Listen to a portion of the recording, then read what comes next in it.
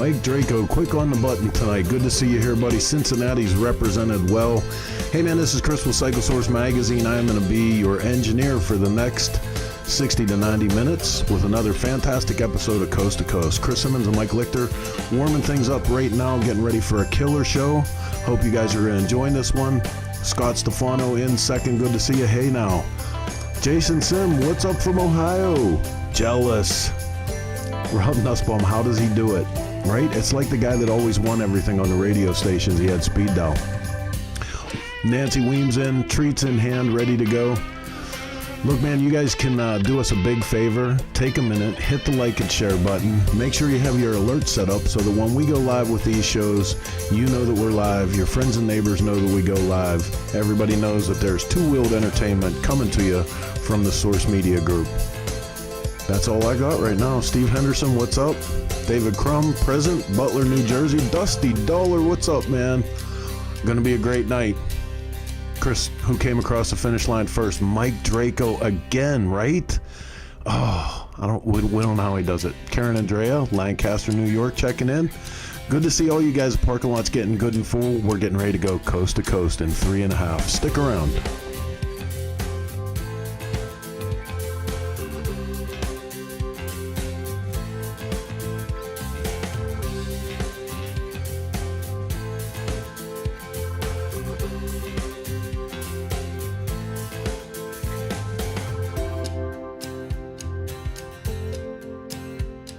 Now, Walter Curo, be nice. Draco, boo.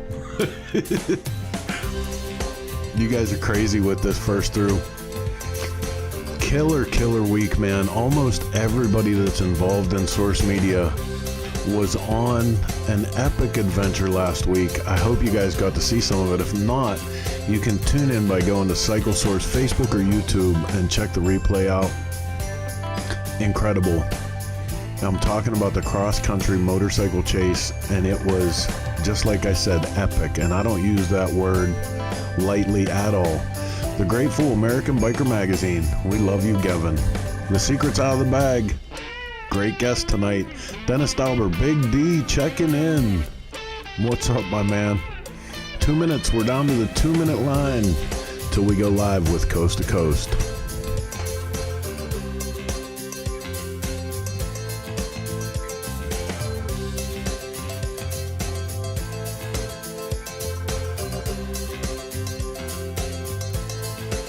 Chopper Gary, are you kidding me? So good to see you here, man.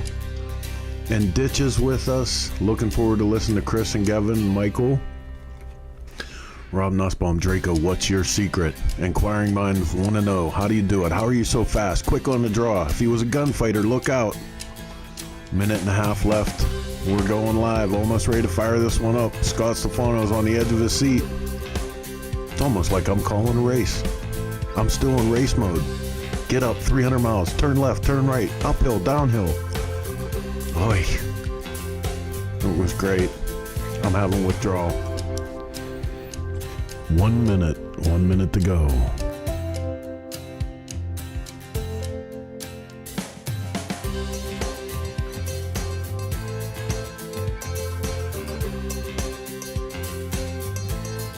I know, right? Rob, Jason, and Chopper Gary. It's almost like being back on the chase. Everybody's here. Bill Werner in the house. Steve Benesson. Don't forget to stop at the checkpoints. I know, right? That was a heavy day. 38 seconds. 38 seconds. That's probably close enough. You guys are chomping at the bit tonight, so we're going to cut you loose and get this one out of the stable and up onto the racetrack and go live with Coast to Coast. Here we go.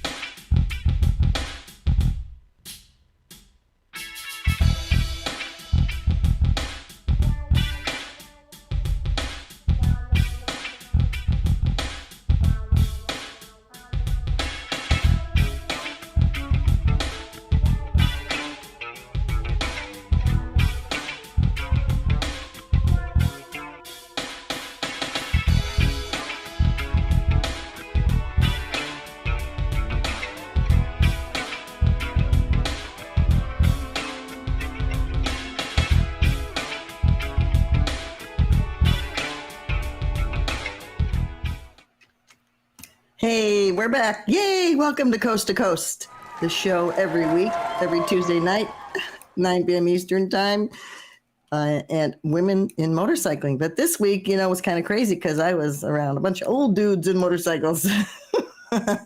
Anyway, let's bring in our co-host, Michael Lichter. Come on down.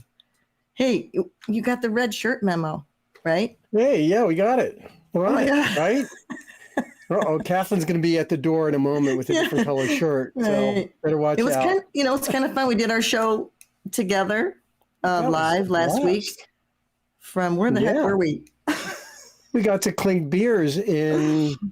Where were we? Oh my God, where were we? Someone tell us, where were we? Hot Springs? Was it Hot Springs? No, it was before that.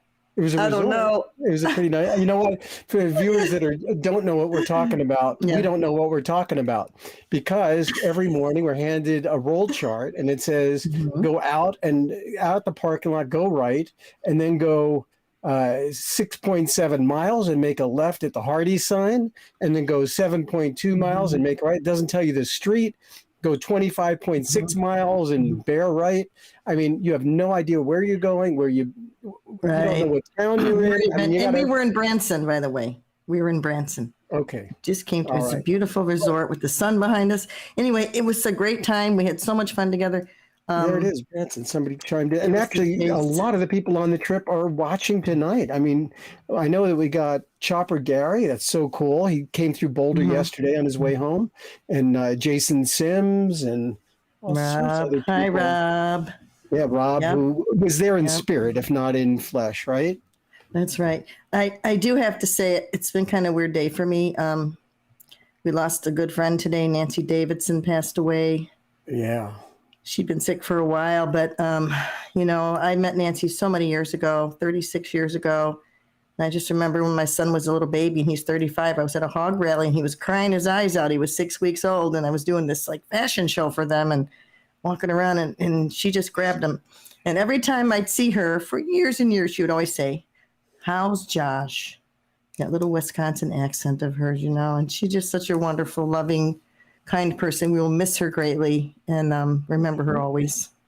She was a rock. She was a rock of that family and, always at Willie's side, always. And I can't imagine how tough this is going to be for the Davidson family, for Karen, Michael, and Billy, and then for Willie himself. I mean, boy, he leaned on her, she was always there. And they were always there for us, and that's the thing. They're always so supportive of women riders, I have to say, going way back to my Harley Women days. And, you knew them probably as long as I have.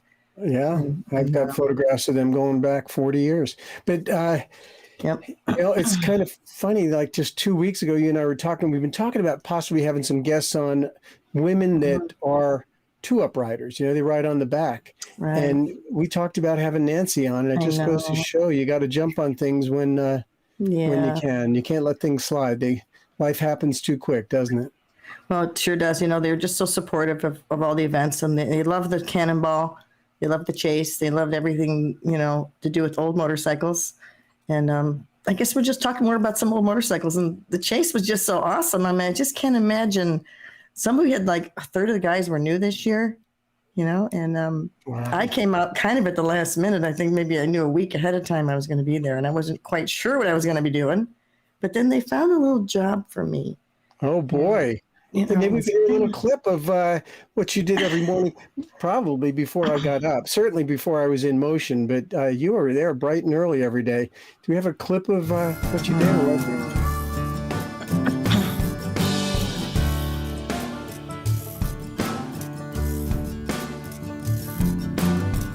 Hey, everybody. Good morning from Hot Springs, Arkansas. Yes, it was hot yesterday.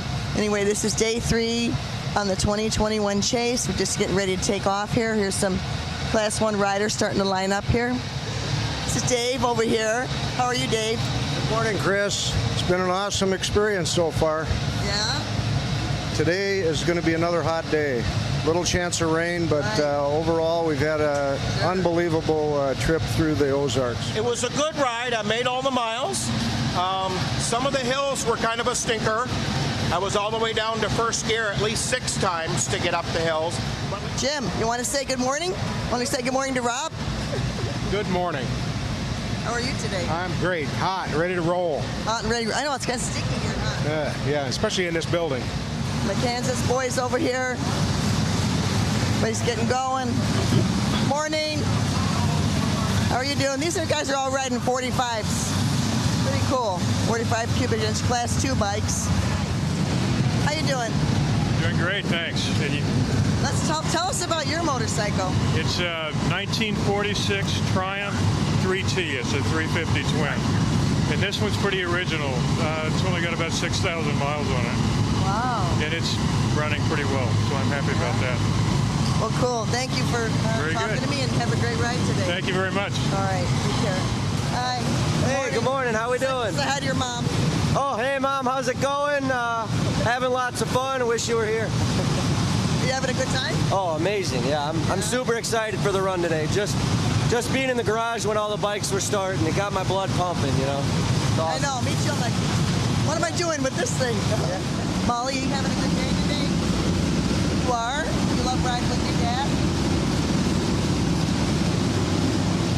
She told me all about you. Hey, I'm so happy. Some love, baby. I'm so Thanks happy for for you. everything. Get that bike out. Hey, and they're off. Here comes Gypsy. That was pretty fun, huh? Seeing this day 3. We don't know where they're going, but we're going to jump in the van and follow them and try to get some more stuff going later. But thank you for watching. You guys have a great day, and we'll see you tomorrow morning with Coffee with Chris. Take care. Bye-bye.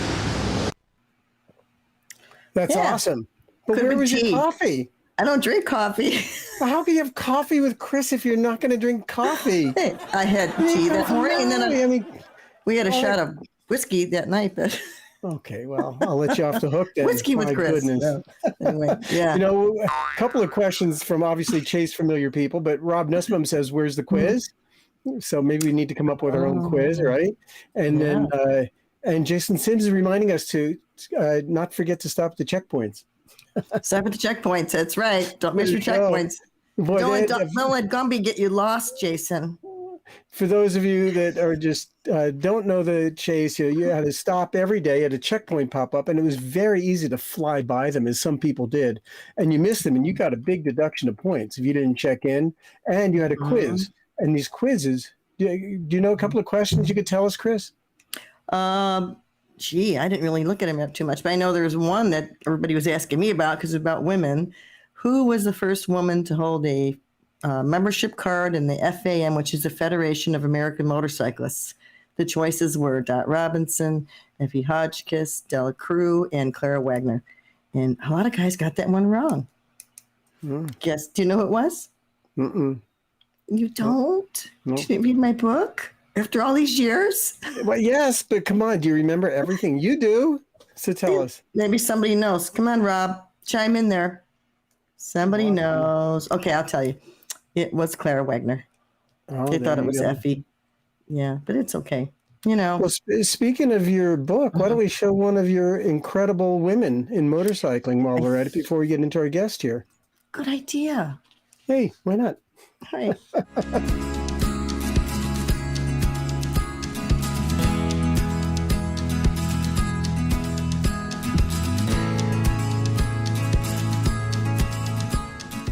Welcome to this week's edition of Incredible Women of Motorcycling History.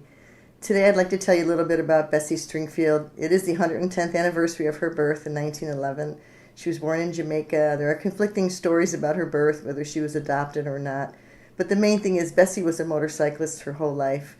At age 16, she got her first motorcycle in 1928 Indian Scout. By age 19, she hit the road, traveling all over the United States. She did 8 long-distance solo rides, over 2 million miles during her lifetime, owned over 27 motorcycles. She was well known for just throwing a penny on a map and taking off, and who knows where she'd go.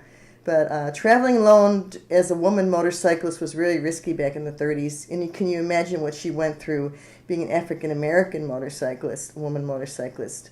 This is during the civil rights stuff with Jim Crow in the South, and I can't even imagine what she went through. But she never gave up. She was inducted into a Hall of Fame in 2002. She passed away in 1993 at age 82, I believe. Just a wonderful example of don't ever give up and live your dreams. That's a little bit about Bessie Stringfield, one of our heroes. You can find more about her. It's all over the internet, and Bessie, or in my book, The American Motorcycle Girls, 1900 to 1950. Thank you.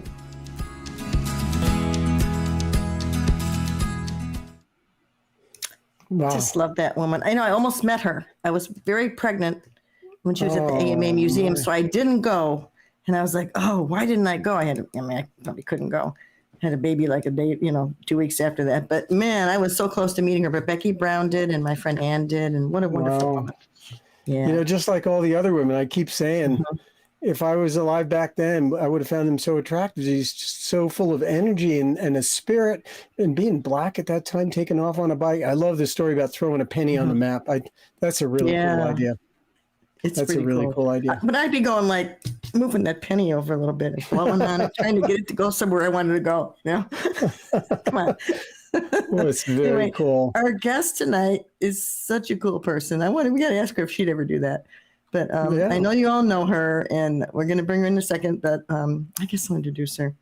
Gevin Fax. I've known her for, it must be over 25 years. Just such an inspiration to all of us. Just so full of passion and again, an incredible woman of today's motorcycling. So let's bring in. You want to say something about Gevin? Yeah, let's add that so the people that really don't know her, that she's a stunt rider, MCA recording artist, actress, and a phys ed teacher is what she's really at Hollywood High School. Yeah, to pay the bills and phys ed, and so she's fit, so she shows it. She's also a brand ambassador for Polaris, Indian, Russ Brown, Kuryakyn, Sena, Andrews. Travels all over the country, so she's everywhere. Everywhere. She's done a lot. We've seen her. I remember running into her in Sturgis. I have to ask her when she started going, because that's probably when I met her first year. But let's bring her on.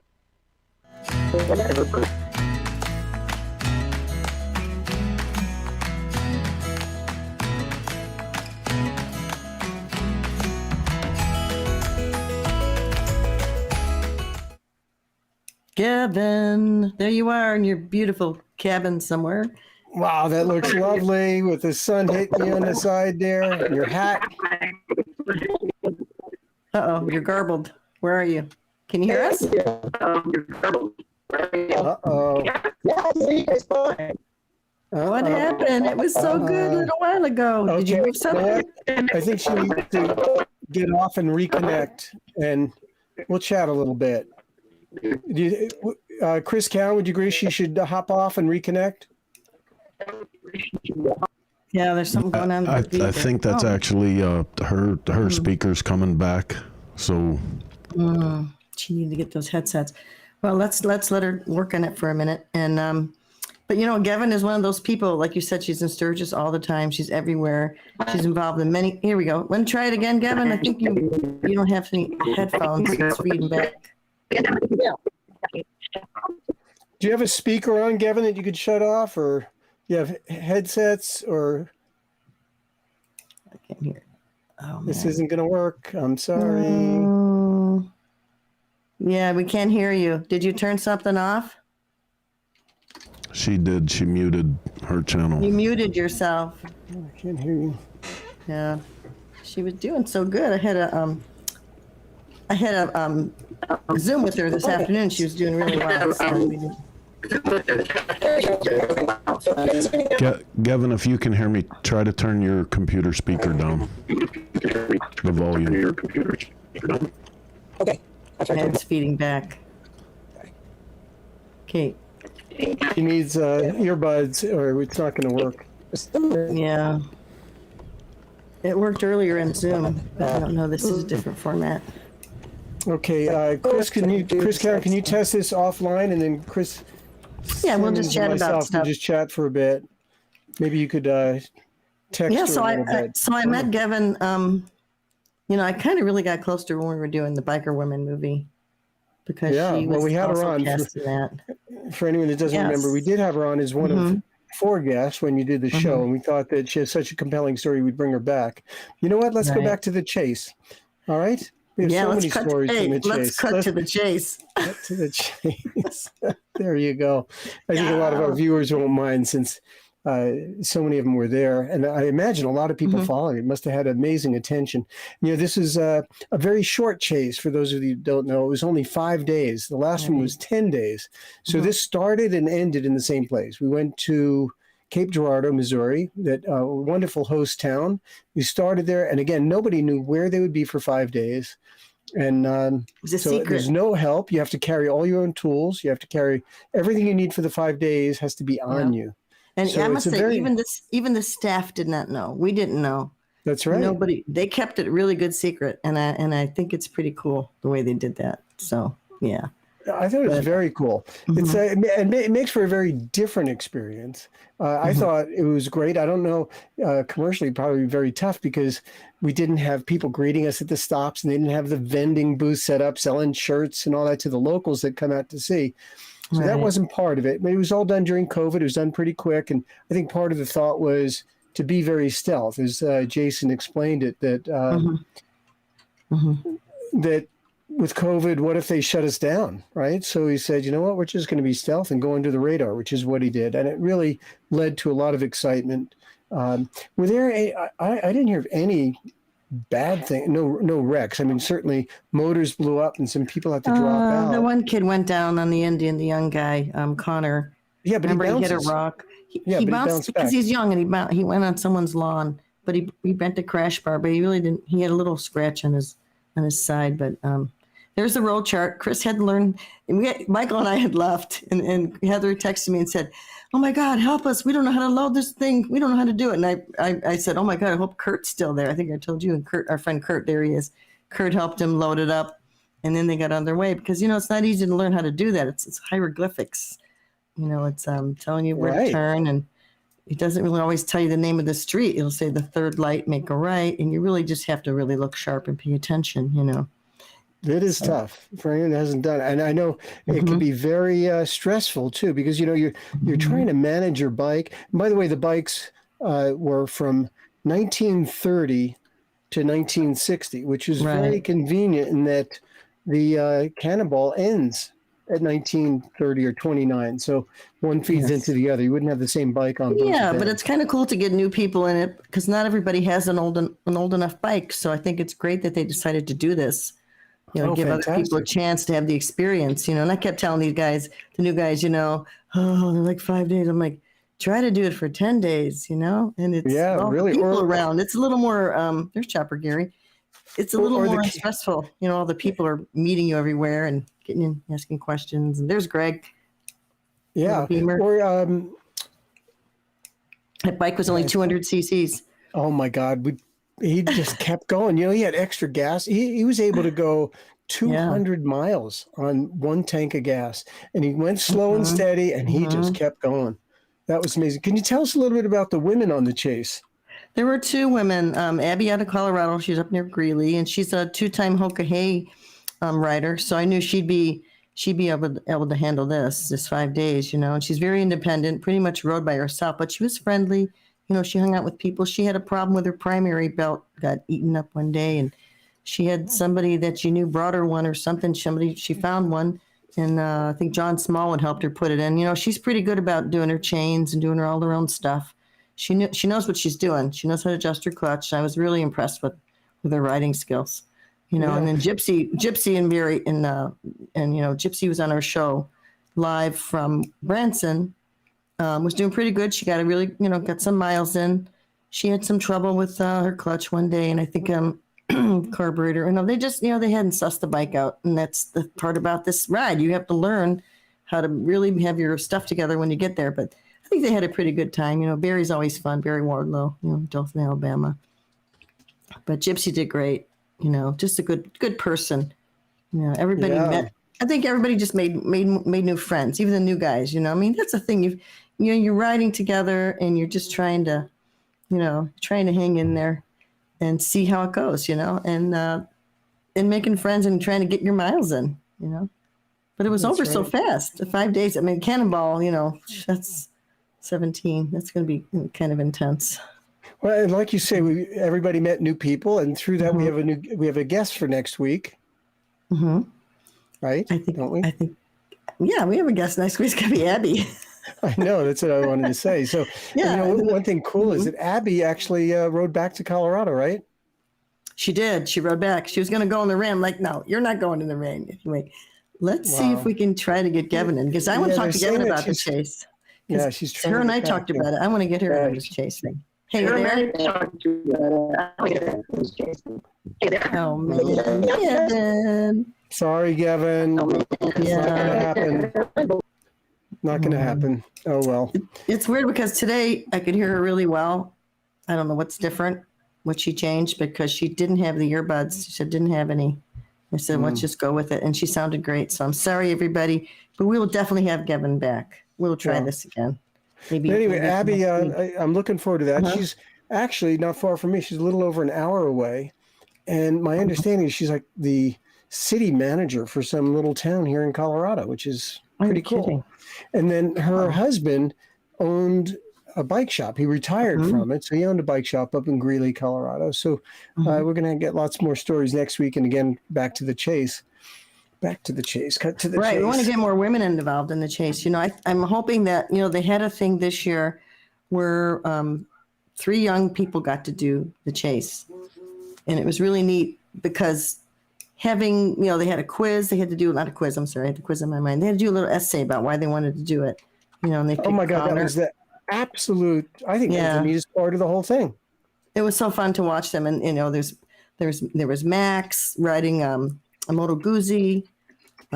There was, Chris Tribby donated his bike to be ridden by Jake, his 45 by Jake Smallwood. And the kid was so excited every day, just seeing his face. It was just amazing to see them all have so much fun, And Connor, wasn't it fun seeing father and son riding together? Yeah. Yeah. And I'll bet you got some really good pictures of those guys. I can't wait to see them. I know I saw a few of your photos. Yeah. And, they were so much fun. These are not my photos. I'm guessing these are both from Heather and from Missy Shoemaker. But because I'm not ready. Mine take a lot longer to get ready. So I'm much slower than them. So how did you like riding backwards through the Ozarks? I loved it. The Ozarks are beautiful. And I've ridden through there. We actually went through Hot Springs on one of the Cannonballs. And so I've had that experience, but not so focused where we had several days. And I learned a lot. I had no idea that the Ozarks were that beautiful. And the landscape is gorgeous. There's Pigpen. I have to interrupt you. Sorry. Pigpen was 78 years old, and he was 2 weeks younger than the other rider, Brian Pease, who's also 78 years old. And I'll tell you, Pigpen, it really impressed me. That's his wife's bike. She's a motor maid. Her name's Clara. Oh, my goodness. And he rode her panhead. And she's like, you know what? You've been wanting to do this. They were really great on the first Cannonball in 2010. They're out of Nevada. How was that? I didn't know that. And go ahead. Was he the oldest? Were the two of them the oldest on the chase? Yes, they were 78 years old, I believe. And Pigpen is just amazing. That's a big bike. The other guy was riding a really small bike, Brian Pease out of, I think, Vermont. But Pigpen really always wanted to do this. And when his wife found out it was only 5 days versus 10 days, she says, okay, you're going to do this, So you're going to take there they are. There's Jake and John. Jake and and John. They've been dressed so cool. They have their kidney belts. They did. Oh, the kidney belts were out of control. John made them for both of them. They were so beautiful. I couldn't believe it. And he's just a talented guy that likes to do things himself. It's really cool. Yeah. Hey, you know what? Let's take a short break and see if we can figure out what can help Gevin, and we'll be right back. Okay, cool. Can we do that? And then we'll talk more about these guys. Sounds great.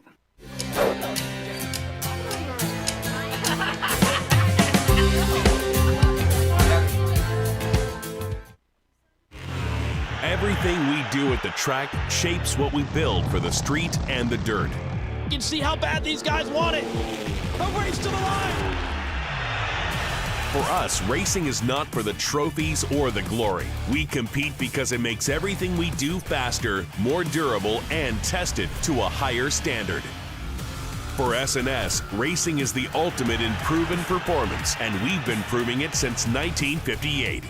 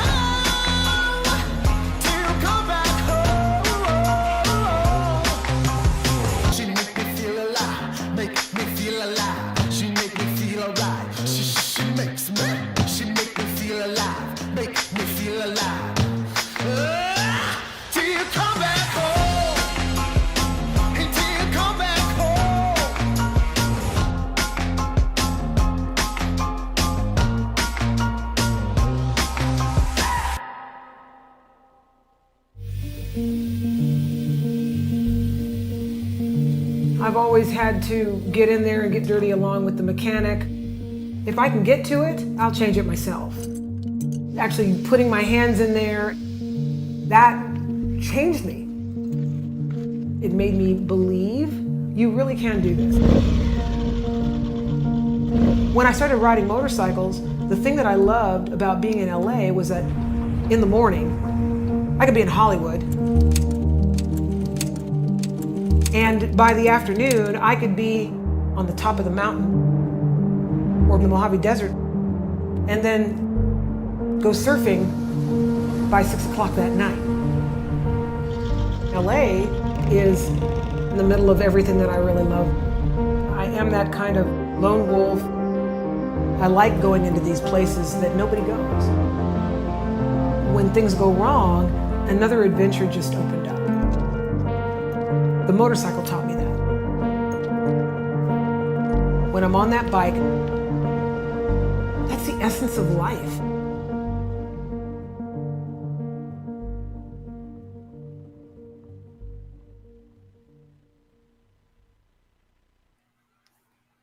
Man, how about that Polaris, huh? They're really stepping up for women riders. I'm so thankful. Sure are. And I guess, are they, I think, supporting our show? Is that what's happening? I'm hoping. It looks like it. It sounds like it. So, well, I hope so, because you know what? They've got this women's empowerment committee, and Gevin is on it, as well as Portia Taylor, Jody Perowitz. There's a bunch of other women, and I'm just so excited. Hey, can you hear us? Yeah, I can hear you guys. Can you see me and hear me? And yes, we can. Yes, we can. Okay. Well, I switched to the phone, and I'm not sure if I stopped the phone. Let me see if I'm just curious. No, it doesn't matter. Don't touch it. Don't touch it.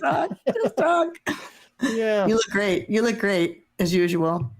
So, what's been going on with you? You're like doing everything, you know? You're everywhere. I see you everywhere. What did you do? Did you mute something?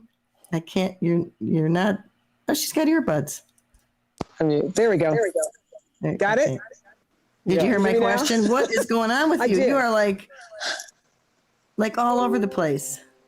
I'm doing as much as I can to find something that sticks. Can you hear me? Can you see me? Yes, we can hear you and see you. Okay, good. Yeah. Okay, because I had to just turn off the computer because it was like, okay, this is not working. What I did, I'm just out there doing, I'm just literally living life and just having a great time, enjoying what I'm doing with riding and meeting people and just getting out there and trying to put together as much stuff as I can. I love the film piece especially. And so I've been working with a lot of really great producers, trying to throw something together that we could possibly do a series with. Like I'm working with a quest called Tribe right now. We've been trying to put together a series for some time. Of course, it's a little difficult to try to get budgeting. And then of course I have these other small films that I've done, like with the Polaris Women's Motors, the Empower Sport Council. Right. And then let's talk about, go back and talk about when did this all start? You were pretty young when you started riding. Your dad encouraged you with this, right? Your father? Yes. A little bit. It just started when, he had taken me to mini bike races with my younger brother. And my younger brother really wasn't all that interested in it. And I was, and so he goes, okay, well, try this, so I hopped on this little mini bike and started doing these little hills and stuff like that. And then he said, look, they're doing a race over there in the corner. And I said, well, I'd really like to do it, but it's a bunch of little boys. And he goes, well, that's never stopped you before. And so I went ahead and I jumped into the race, and he just said, just keep the inside corner. And I did the whole time, and I won the race. So that was like the start of everything. Yeah, that was the start of everything. And then by the time I was 10, he ended up securing a moped from an Italian mobilette moped from Italy that one of his clients had. And his client was Philip Fowler, the owner of Southern Comfort. And my dad had seen it in his garage, and he said, oh my gosh, my daughter would love that. And Philip's like, well, Alan, just, you can, it's yours. And Dad says, well, no, I can't really afford it. And he says, no, I'm not asking you to buy it. He says, we haven't ridden that thing in forever. He says, if she can get it running, it's hers. So he says, just take it home to her. So I got it, Dad gave it to me on my birthday and my 10th birthday. And I went around the neighborhood looking for somebody that worked on engines. So I found this guy that worked on lawnmower engines. And we took the carburetor apart and just laid it all out. And, it took us probably about 2 days to finally get it running. And, and then I was like the first kid on the block with a motorcycle. So that's awesome. So when did the music come in? So you're riding motorcycles, you started playing music. And then how old were you when you were in a band? I actually started playing music like I actually learned in church. But then when we moved the whole family back to Ohio, which is a whole nother story in itself, but we moved back to Ohio for a short time. And while I was back there, I started playing guitar for my friends, especially when we would go skiing, because we lived not too far from a ski slope, if you can imagine a ski slope in Ohio. But it's the highest point in Ohio, and they had this nice hill, and we would ski on this hill. So I would play for my friends on our break in the lodge. And the owner came up to me and he's like, I want to hire you. And I was like, but I'm only 14, and he says, that's okay as long as your parents will sign off. And, so my parents signed off and said it was okay as long as I wasn't drinking or anything like that, which I didn't like drinking anyway. So, it all worked out. So all my friends were, they're working their little summer jobs that, was making minimum wage. And here I was working 2 to 3 days a week and making 5 times what they were making. Because let's show the picture of you and so you joined a band named did you join a band or did you help create this band? What was it called? Climax? It was called Climax is the band that actually picked me up when I got back to California. And Climax actually was well established long before I came in. They actually hired me as a contract bass player because their original bass player had left. So I got the call. Let's show that picture of her playing the bass. I love picture this number picture. 3. It's really wild. We got to show this picture. We got to get into the pictures. Oh, that's the one before. Go back one. Well, that one's nice too. No, it's not there either. They're going the wrong way. Where'd it go? That's okay. There it is. That's it. One more. There it is. Yeah, baby. That's spandex. We were right. We were What actually year is filming that? in 1990. Yeah, 1990. Yeah. And we were filming for MTV and VH1. That video went to MTV and VH1 once we finished it. Yeah. Oh my God, I gotta look for that. We gotta find it. Yeah, we were also on Soul Train. So if you can find Climax, KLYMAXX on Soul Train, you'll see me actually perform. It was crazy because we had all these, they put us up on stage and everything, and all these people were like trying to get to us, and they had security trying to keep them away from it. It was just mind blowing. Yeah, it was fun. It was fun. Yeah. Well, you're still playing and performing because here you are. I don't know. Sometimes you play at motorcycle events, right? You're singing the national anthem. Yeah. Right. That's so there cool. it is. Oh my God, Christopher. Wow. You are quick. Oh my God. Okay, what year is this? Baby. That's actually before I came, but that's what they were famous for. That's a different Soul Train show right there. But that's the band I played with. Damn. Looks good though. That's cool.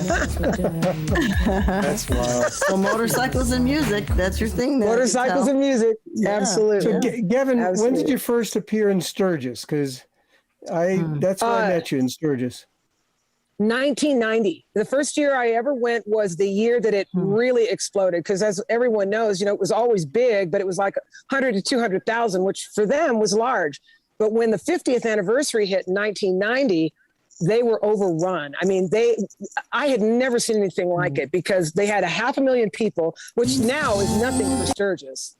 But when I got there, everything was literally overrun. They were running out of food. There was no place to camp. People were all on top of each other. I remember. Oh, it was nuts. It was also people from all over the world that year. Yeah, it was very, very hot. And I remember as I was walking down Main Street, my feet sticking to the melting tar. Oh yeah. Yeah. Our bikes were sticking to the melting tar. We had to walk our bikes down Main Street because it was so crowded. So we just walked our bikes down Main Street with us on them, just walking. And then Gevin, you appeared in a little magazine called Asphalt Angels, which was the offshoot of Harley Women. Came off of Harley Women. Yeah, that's a pretty cool shot of you're on the cover of a magazine. Well, why did they change the name? Because was that a Harley thing? I think we were going to sell it, and then we couldn't sell the name because we were licensed to use the name Harley. But Asphalt Angels was the name of our publication company. Oh, so we decided to go Asphalt Angels. I think it was trying to be, maybe it was being sold at that point. I wasn't involved in it at this point. I'd already sold off to my partner in what year was it? Around 1990. See, so yeah. Yep. So you got on the cover of that magazine, and then in '95, our paths crossed because in '95 we were both cast to do Biker Women. Biker Women. Yeah. And that's what some of these pictures are from. I know, we told the story about how your bike broke down right when the sun was going down, and it was a very dramatic moment. The camera crew was like, "Oh yes, we couldn't have planned this any better. Now what are they going to do? Are they going to be able to fix it? Where's the drama?" And tell them what happened. There's a picture. Number 6 is the picture, you guys, if you can see it. Yeah, Cris, I'll tell you, I just got to say, she was right there by my side because she knew I was stressed out. I was so stressed out because they were like hoping that this would happen. I was hoping that it wouldn't because my bike was the oldest bike. It was the only shovel. And I literally was nursemaiding it across country, and I was getting blow by past the rings, which later I found out, it was blowing up all of my oil pumps, because it's a long story, but there was mercury in my oil pumps because the balance master that I had installed was leaching into my oil. And so it was going down to the bottom of the oil pump and destroying the oil pump. But I didn't know that at the time. This was the easiest fix. This was the easiest fix. What was it? The easiest fix was when it was a broken ground wire. It was a broken ground wire. Those guys thought we were like some kind of geniuses because we could, he fixed it. Yeah, because we were like trying to figure out what it was. We saw the blow by past the rings, but it was like, we're still gonna go. But we were like pulling everything apart, and then I got in there. I was like, the ground wire is broken, and we actually got pictures on camera of the ground wire that was broken. So I actually had another jumper wire. I rigged another jumper wire in there, put it back together again, and Cris helped me, and we put it all back together again. I go, okay, let's see if it starts, and it's dark. I mean, it's dark by now. We're like working under a flashlight, and then all of a sudden the bike started up, and we're like, yeah! It was crazy. Hollywood. I know they probably thought we planned it that way. And then we did a big, the poster with all the, the number 7 here is like, you're going to do a makeup thing and hair and makeup with girls that are going to go out ride motorcycles. Really? Right. I think that's the last time I wore lipstick. I just told my mother I look like the bride of Frankenstein right there. Oh my God, don't zoom in, man. Zoom in on Gevin. It's her show. Always beautiful. There you go. Hey, you're the star, Cris. You're the star. No, Gail was the star. Gail was the star. But we're all still friends. That's what's amazing. We all just talk, and you guys are awesome. I just love every one of you. And then the next picture is from I think you were in the TV Guide. Let's see. Yeah, it was TV Guide. There was a segment in Rolling Stones. There was a piece in LA Times magazine. It was. I think that was a picture from TV Guide. Yeah. And this is before this is really the first reality show. This is the first show that Tom Beers had actually done. I think it's his second show. He did another biker show with Jesse James or something. But this was the second thing he'd ever done. It was more like a reality show, with real people. And yeah, we were really ahead of our time, actually. I mean, we weren't acting, okay? You were, at least I wasn't. Maybe you were. No, I was just trying to survive. I was just trying to make sure that I didn't get cut because my bike broke down. Right. There's Gail. Oh my God, we look like babies. I know. I look at that and it's like, oh my God. I wish I could fit into that jacket. I still have it. It's like my skinny jeans. It's my skinny jacket. I kept it. It's my gypsy leather. That's hilarious. Yeah, that was a good time. That was a big, fun time. If people don't know, we rode across the country with a film crew to Sturgis. We shot for 26 days on that, Cris. It was a 26-day shoot. They filmed us. Yeah, it was a 26-day shoot because, they had to interview us at home, and then they followed us on the road, and then they followed us a ways back. It was a lot of shooting, and it was a $500,000 budget. Away from them. Yeah, I remember leaving them in Salt Lake and then just cruising all the way to the coast. It was 600 miles or something. Yeah. I was so happy to get away from film crews. Yeah. That was really kind of hard too when we had to split up because we had been so close to each other and we had bonded. We had bonded so well.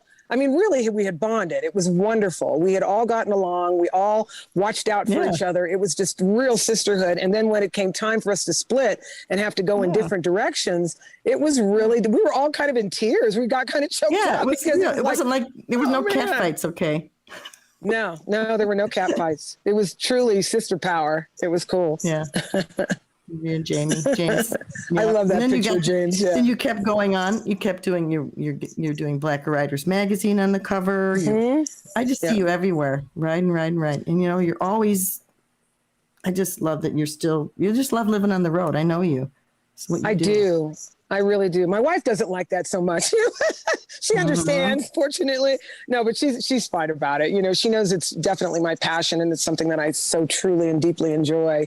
And she supports me in that. So, you can't ask for anything better than that. You and Kathy been together how long now? How many years? Oh my God, we're going on 26 years. 26 years. Yeah. Yeah. She puts up with that for 26 years? 26 years she's been putting up with my shenanigans. Kathy. Michael, we can't hear you. Michael's, I guess we should let him say something. No, we can't hear you. What can't hear you yourself. This is a technical show I know, tonight. technical day, right? So you went from your shovelhead to the Road King. I see the next shot is your Road King, right? Number 14. Yes. That was, because the shovelhead was my first Harley. And then, of course, the next bike was my shovel. And the Road King. And I went to the Road King because I still wanted something sporty, but I still wanted something that was going to be a better touring bike, even though I was very, very comfortable in my shovelhead. I mean, it was like a recliner, but it's still a shovelhead. It was an FXWG, wide glide, and it was great. But when I changed from that to the Road King, it was like I was in seventh heaven.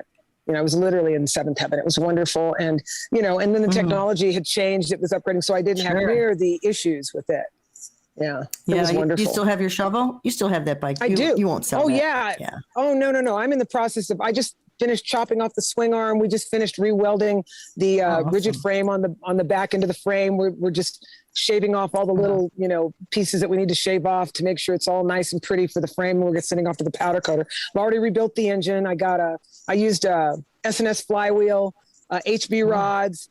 I used S&S pistons. I used Andrews gears for my transmission.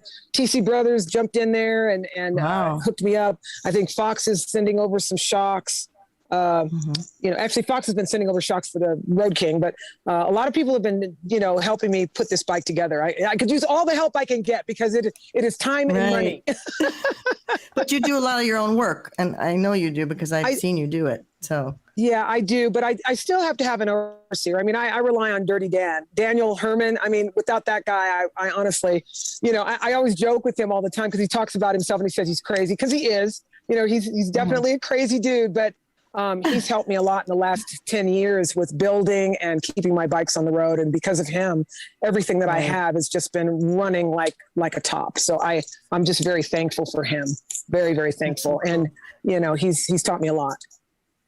What's the picture? By the way, Jody, I think.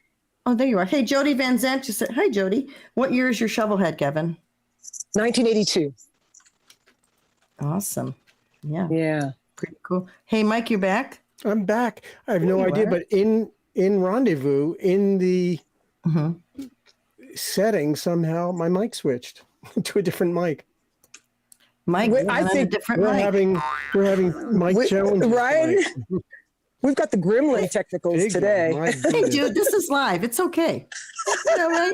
We're live. That's what makes it fun. So Gavin, on the picture on number 19 of this magazine, this centerfold, this spread, where is this at? That is the most beautiful spot. It looks almost like Is that the Utah. one where it? I think it is. Is that the one where it talks about bonding the two worlds, bridging the two worlds? Yes. Yes. Is that? That is in that photo was taken in Arizona by Avery Allman, and it's in. Sorry, I didn't mean Arizona. I'm sorry, Utah, outside of Torrey, Utah. Yeah. Right. And we just went out and I just said, you know what? I don't really like to pose shots a lot, but I said, you know what? I'm just going to talk and do my thing. And she just kept shooting and we got these amazing photos. Yeah. But that's in Torrey, Utah. You don't take a bad photo. Michael, have you ever photographed Gevin? Not where we went separate and did. I mean, I've certainly have photos of Gevin from just mostly. Have I? I don't even know if I have riding shots of you, Gevin. I don't know, Michael. I don't know. Gavin, you need to come on the Cycle Source ride on Wednesday in Sturgis. Yeah. Okay. Be there. Done. And that's an announcement to all you out there that I hope I'm saying okay, Chris Callan, but I believe we have a Cycle Source ride leaving from the Iron Horse Saloon downtown. That is okay. 11:30. We kickstands up at noon, okay. and that is traditionally the Cycle Source / Michael Lichter ride in Sturgis. We're very, very proud to have Mr. Lichter along with us, shooting pictures of everybody and going up through Van Auker Canyon to the Nemo Guest Ranch, where everybody gets a nice sack lunch in honor of the traditions of Sturgis and what Pearl Hoyle did back in the day for jackpot riders. Yeah. And these are fun times. I hope all of you out there can come, but Gevin, you have to come so I can take riding shots of you. And Gevin, I would love that. I'll be there. I was talking to Chopper Gary, and there's other people out there. We need to move on this for next year for the chase. I want to get you on the chase. So are you willing to learn how to ride a hand shift? Yes. Are you kidding? I'll learn how to ride anything. I'm down. All right, let's work on that. I really want it. And we'll put the word out, and someone's gonna, maybe you won't have to write an essay. We'll see. Maybe somebody will step up, or there'll be something to get you out of that chase. I'd love to see. Yeah, that, I mean, I would love to do that. I mean, and if anybody wants to sponsor me for it, I will do whatever it takes to figure it out. But I can ride or drive just about anything. So, from a suicide clutch to a suicide shift. So it doesn't take that much. You just have to rewire your brain a little bit, Yeah, I know. I know you know. I have to ride a new bike in Sturgis. I'm like, wow, how can I do that? Right? It's going to be scary for me. So what have you been doing? You're everywhere. You're doing stuff with Polaris. Tell us about the Women's Empowerment Committee thing that you're on. Well, I'll tell you, I am thrilled to be a part of that. I was chosen, and I was blown away actually when I got the phone call. And then they asked if I would be interested in it, and they were like, "Well, we know that you're so busy, we don't know whether you can do it." I'm like, "Are you kidding? I would love to do it." So what that is basically is that we meet quarterly, and there's 12 of us, and we actually have a roundtable discussion. And at that roundtable discussion, we have engineers, we have designers, we have everybody that is. Everybody when it comes to Polaris and putting bikes together, apparel, you name it. And even when it comes down to how you're received in a shop, what your opinion is, how do you feel as a female? What are some of the things that you would like to have as a female that you don't feel that you're getting? How are people treating you? We talk about all those types of things because they're really trying to change the game so that women are not so ostracized, because what happens is quite often, even to this day, I could go into some shops and they treat me like the typical, what in their minds is a typical female that's just going to ride on the back, or like I don't know anything and I can't talk shop, and they just assume that I can't. And it's almost insulting when that happens, especially if you have money to go into a shop to buy a bike, because you may know the tech better than the people that are trying to sell you the bike. So, we were asked questions like, well, would you feel more comfortable if it was a female that's on the floor? And I said, that's fine and good. And I said, that's nice. I said, but nothing is more insulting than to have a female that's on the floor and then she doesn't know the technology, because you need to have a female that's on the floor that can talk the talk and walk the walk. And of course, there's not that many. And the reason why there's not that many is because it's been a predominantly male world, and it's very difficult for women to get into the fold of that. So we're trying to change that so that there is a safe place for women to be able to speak their minds and ask these questions without feeling stupid, or inferior, and so that's what I've been trying to do. Hats off to Polaris for stepping up, and because really that's how it gets changed. It's one step at a time, and to do that, and I think weren't there some other guests of ours on that committee also? Portia, yes, Jody Perowitz, and this is just a motorcycle. Then they have women who do off-roading and snowmobiling. Yeah, we have the whole. I think Kelly Ashley also maybe. Kelly's on Kelly. It. Yeah. That's awesome. So you're so busy with all this stuff, but you're still teaching. Is that right? I am, but believe me, I am so wanting to change my career path. Obviously the teaching has kept the lights on because, acting is like this constantly. Right. And, 1 minute you're making a grip of money and you're the shit. and then all of a sudden you are shit. So I mean, and my mother would hate it if she heard me. She's probably just a mess right now. If she were but that's Hollywood, you know, and you know, it is Hollywood. Yeah. Yeah, absolutely. Well, how much more will you be teaching? You know what? I'm working on one more year, only because if I make it to 65, because next year I'll be 65, that would be my last year. And my last year would then, because you then I can not get Medicare and Medicaid. I'm sorry. Thank you. I don't believe it. Hey, Gavin and I are the same age. She's got the guns. Wow, you got the guns. So one more year of teaching, and then what? How's the life going to change?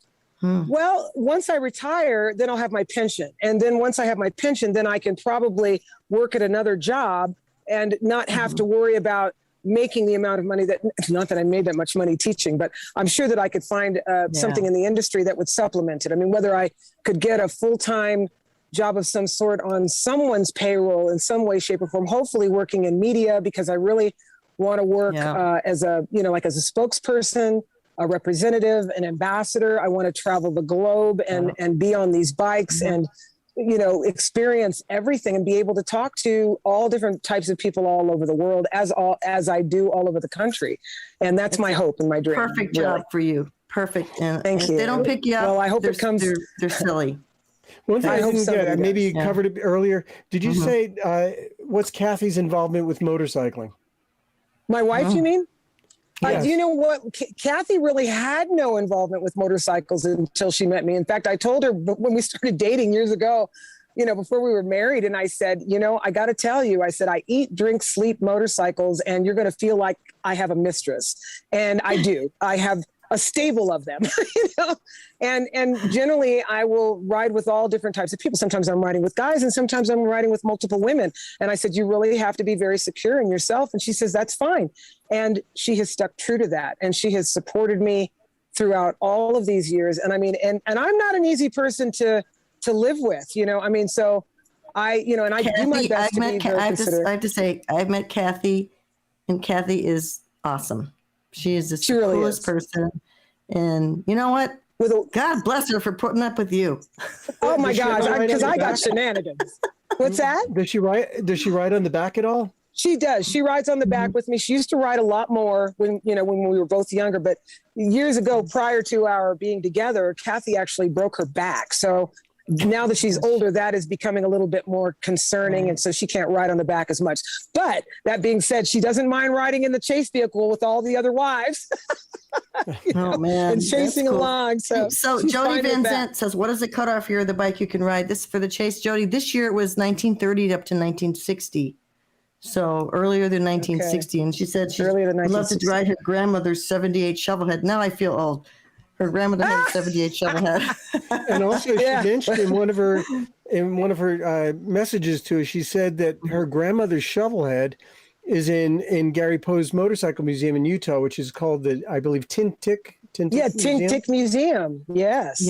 And, Tintic Museum. Is that right?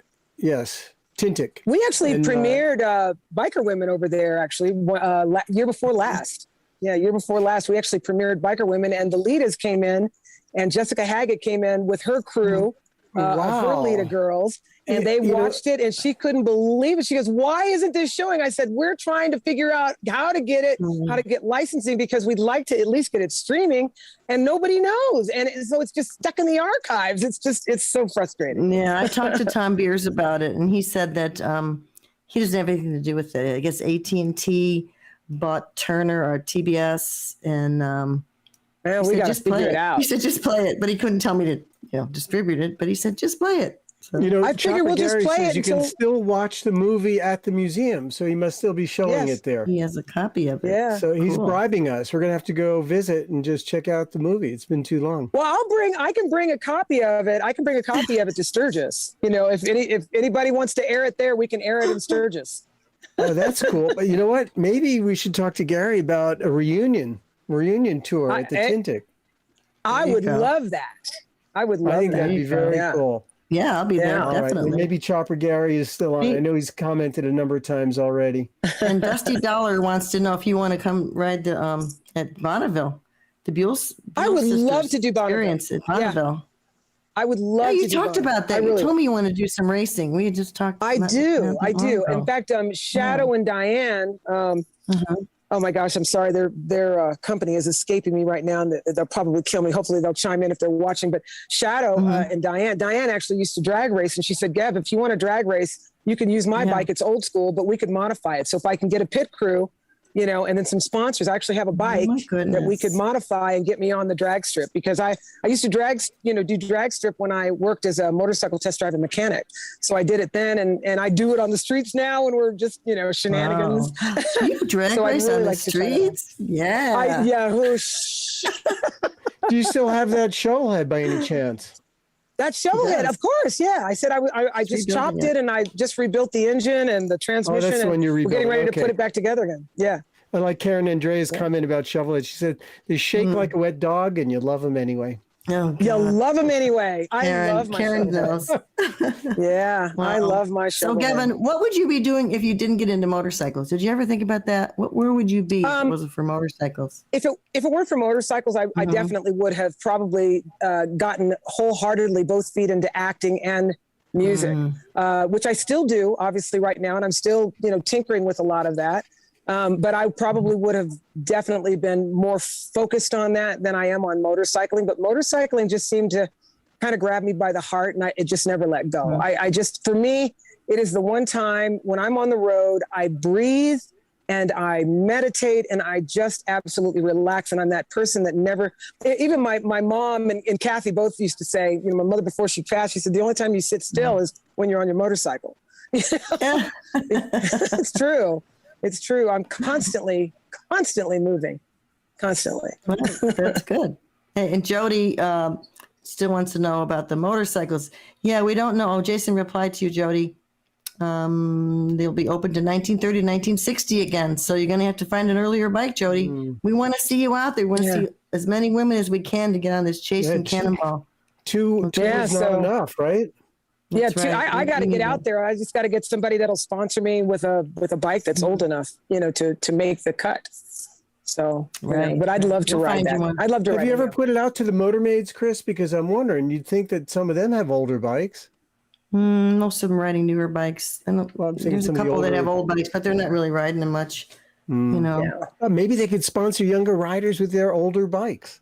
If they had someone had a panhead or something. Well, some of the older motormaids, right? They may. I do think that those three younger people on the chase really changed the flavor and helped it.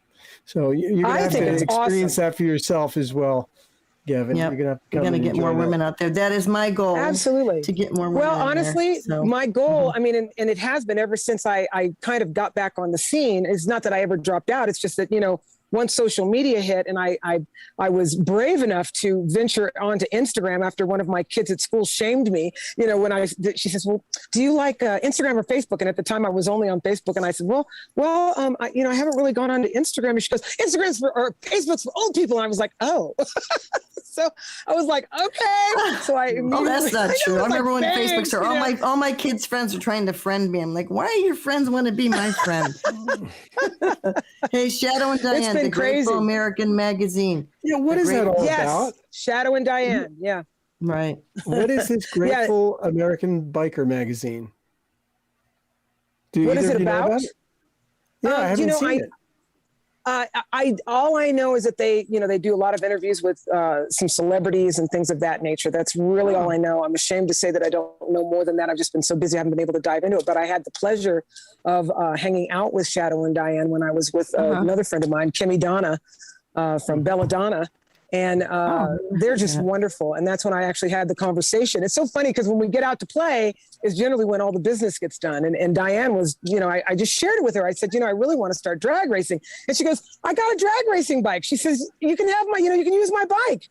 You know, she says, we'll sponsor you. You can have my bike. And I never heard of this. We just need Is this magazine still going? Is it? It looks like it's maybe online only. Because there's a number of comments about it. That's why I brought it up. And it's beautifully designed right there, even if it is online. Yeah, I think they're still doing stuff like that. Yeah. There we That go. Shadow. She's everywhere. Yeah. That Shadow. Yeah. She's lurking in the shadows. And I want to say before we leave, I don't know if we remembered on our last show to say happy birthday to Gloria, because Gloria turned 96 last week, and we were going to talk about it, but we didn't because we were on the road traveling with the chase, and we were chased out, So she's the same age as my father. My father turns 96 this year as well. Wow. She just turned 96 July 7th. We're very, very proud of her. And we're going to try to get her on our show again. A celebration. Yeah, that'd be awesome. Celebration. Yeah. She was our first show. You know what? I think this is our 49th or 50th show. She was our very first show. And this is our year, anniversary for our show. Oh, so congratulations. Cool. Yeah. I'm glad you got to be here. I'm glad you got your earbuds. Well, you know what I did is I switched to my phone because the computer was messing up and I didn't have the earbuds for it. So I had the earbuds for the phone, and I just thought, I'm just going to do what I do when everything would take a dive when I was teaching class. It's like, okay, I'm switching to my phone and then do that. So it worked, it's all good. Excellent. Yeah. But you know what I wanted to say when we were talking about trying to get young bloods in, and that is really one of my biggest, things that I'm trying to do right now. And the fact that I got onto Instagram is it's been great for me because I've honestly gotten to know all of these wonderful young women who have supported me and lifted me up over the years, over the last 5-6 years now. And it's been incredible. So and that's what I was actually saying in Damn magazine. I basically said, I had the pleasure of being able to be a bridge between the two worlds, between the older world and the newer world, because I'm running with all these, I call them kids, they're all babies, but I run with all these women that are in their 20s, 30s, and some even younger than that. And it's so beautiful because they're asking me all of these writing questions and how do you do it on the road? And I just love being their mentor. And I'm with you on that one. And I'm kind of doing the same thing at a different level, but it's my goal too. And we just got to keep doing it, and hope that, and it's working because I see a lot of them on Instagram. I see all these. Oh my gosh. New ones, so it's insane. We're doing something right. Especially, and look at the leaders, we started out with just a few girls and now we're almost 15,000 membership and it just keeps growing. There's a bunch of leaders on Facebook now when it was just Instagram. So now we've actually bridged the gap of older and younger because the women that are on Facebook. We can get to how many we can get over to Biker Bells and Kelly Yazzy's Wild Ride. And Kelly's wonderful. I love that. I'm going to see you in Sturgis, so I'll look for you and you look for me, and we'll hang out. Okay. And I'll be on those rides. Yeah. Okay. That's right. You gotta come on Wednesday. I have no riding shots of you. That's inexcusable. That's okay. All right, Gavin. All you take care. I'll see you in Sturgis. Be safe. And I can't wait to see you. It's been a long time. Same. I love you guys. Thank you so much for having me on the show. Always an honor. All right. Thanks for being here, Gavin. Take care. Thanks for sitting in there with us. Peace out. Bye-bye. Oh, always. Right on. That's so cool. Hey, so something else happened today. This Harley announced the new Sportster. Did you see it? Yes. I couldn't believe there was a video that shows them riding it in Scotland, of all places, which makes sense. I said actually months ago, they are going to come out with a Sportster on the new engine platform because they couldn't sell the old Sportster in Europe, and it was a big seller. And to knock that much out of your market, they had to do something. Right. And you know what the Scottish connection is, right? Well, yeah, they went to Bill Davidson's great-great-grandparents. Yeah, that's where they're from, Scotland. Yeah, so they shot that there. They actually filmed there. So that's kind of cool. Oh, that's great. And I told you, Sean just bought a Sportster a few weeks ago, but it's with a full, you can up to 365 days later, trade it in for full value. That is really crazy. Cool. Great marketing thing there to get people to keep moving up, right? Yeah, if he wants, he can get this one, right? That's so cool. Yeah. In a year. Nice. Wow. And then we have some events besides we know about Biker Bells August 10th in Sturgis. Look it up. Go online and look that one up. And then we have. Where do they meet, Chris?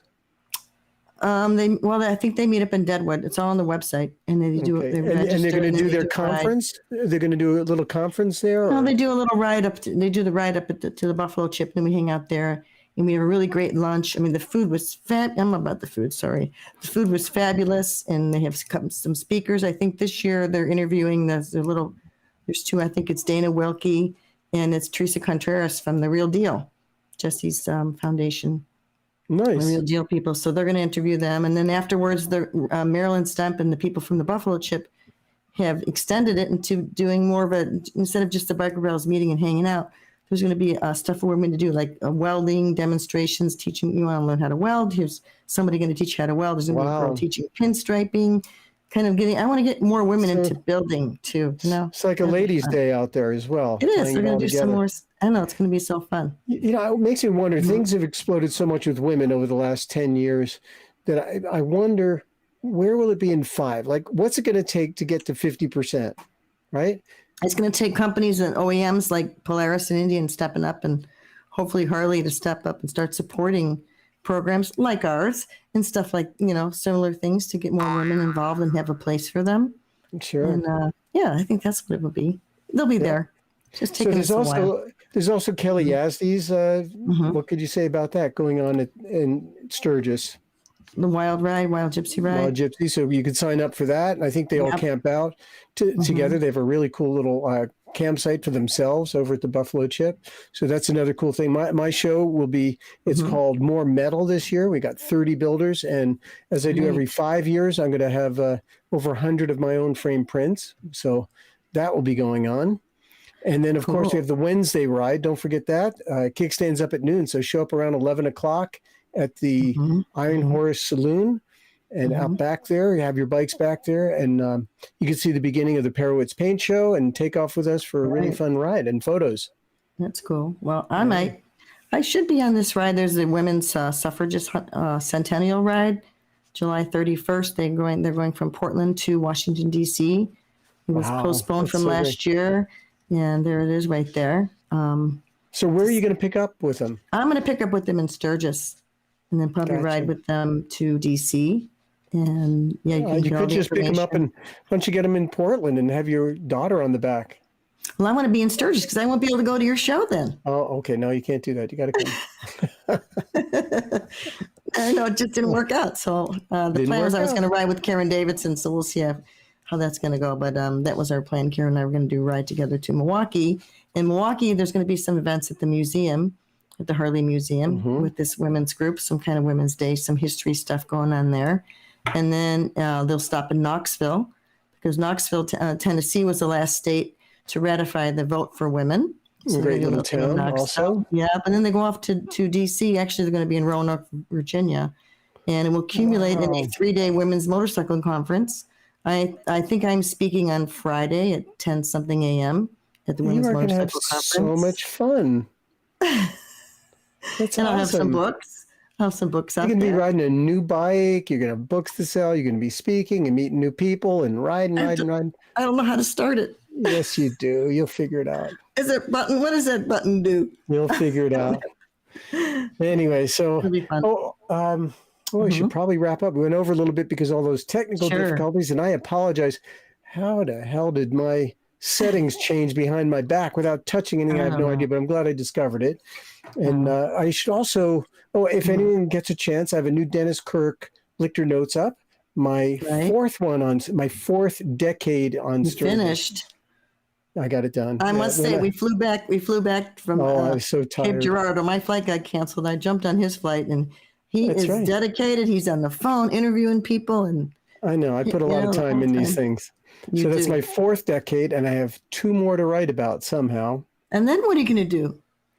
Well, we have plenty of other things. Alternating with Sturgis, I did the Tennessee rally. I did one on Roland Sands, one on Arlen Ness. So there's plenty of things that I have planned for these Lichter Notes blog posts, and they're actually feature-length stories, 1,800 words. So I am a slow writer, so they take a lot of time. a lot of effort. Cool. Well, we'll see you guys next week. I know we have where did you see that? Look at that. Oh my goodness. What is that? It's public. Okay, I can talk about it. No, it went public. When did this come out? Is this something new? We've been working on it for a few weeks. So now that I see it publicly, I am going to say something about it. For any chase listeners out there, what I photograph for the chase will be in Easy Riders number 356. So what they're actually doing is they're coming out with a classic Easy Riders, very much like the original, and it's going to continue with issue number 355 in December. They left off, the last one was 354, and they're gonna pretend 2 years just never went by, and they're gonna have issue number 355 come out in December. And we're gonna do Sturgis in there, and at my show have some bike features. I'm really excited about this. I'll be working with Dave Nichols again. I didn't know it was public. They said I had to wait a few days, but now word's out. Word's out. I didn't know it. So see, this show, you guys got to watch Cycle Source Media for all breaking news. Yeah, I know, we should have had like a breaking news thing on the screen. That's right. Yeah. So that's cool. So hopefully people will tune in for that and maybe enjoy that and have some suggestions for me to things to cover. But there's plenty out there to do. I'm looking forward to it. Right on. Okay. Well, thanks to our sponsors tonight, who were Metzler, SNS, and then we had that Polaris. Cool Gevin video that they sent over. And also really our producer, Chris Callan, and the Cycle Source Media Group with Heather and Missy Shoemaker. So we get so much help from them. They do such a great job, and they have their shows tomorrow night. I believe it's a recap, right? Tomorrow night on the Cannonball Chronicles. You know what? I think it is. You know, we had so much fun with you guys on the the Chase, I'm sorry.